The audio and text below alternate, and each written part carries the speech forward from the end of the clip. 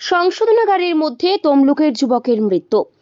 এক নাবালিকাকে ফুসলিয়ে বিয়ে করার ঘটনায় অভিযুক্ত যুবকের মেদিনীপুর কেন্দ্রীয় সংশোধনাগারে অস্বাভাবিক মৃত্যুর ঘটনায় চাঞ্চল্য ছড়ালো।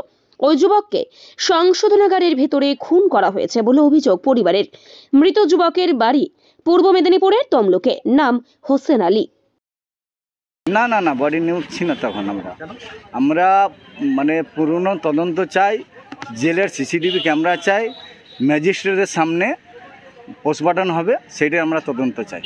আমরা কোর্টে আবেদন তো অবশ্যই করবো, আইন কোর্টে কেস করছি, আইন যা আছে যাতে না দাদা তখন আমরা বডি নিচ্ছি না।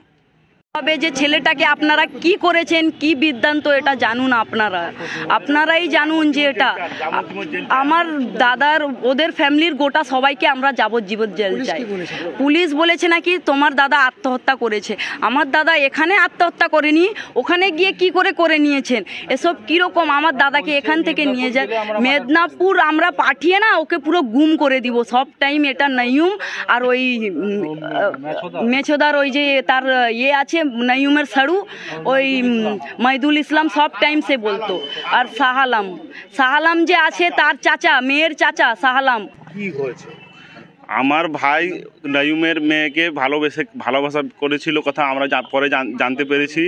তারপর আমার ভাই একদিন 10 জুন ঘর থেকে বেরিয়ে যায়, ছেলে মেয়ে দুজন। তারপর আমরা ভিডিও দেখতে পাই যে ও ছেলে মেয়ে দুজন গিয়েছে। তারপর ও যে ফিরোজ আলী সেলিমের বেটা ফিরোজ, ও বলতেছে আমরা ঘরে এসে বললে ছেলে মেয়ে আমার চাচাতো বোনকে নিয়ে গেছে, তো আমরা ওকে যেখানে পাই আমরা ফেড়ে দিব, চিড়ে দিব বলেছে।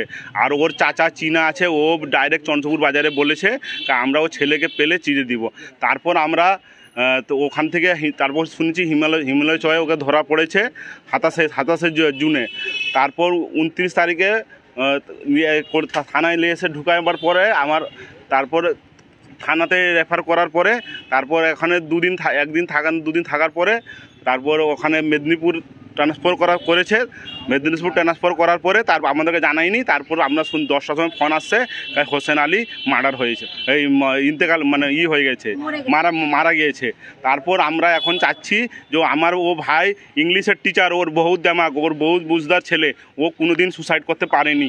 ও গোটা এলাকাতে ও সব জায়গায় টিউশনই পড়ায়, ও আমার জ্ঞানী ভাই, ও কোনোদিনও করতে পারেনি। এটা সম্পূর্ণ হলো মার্ডার করেছে।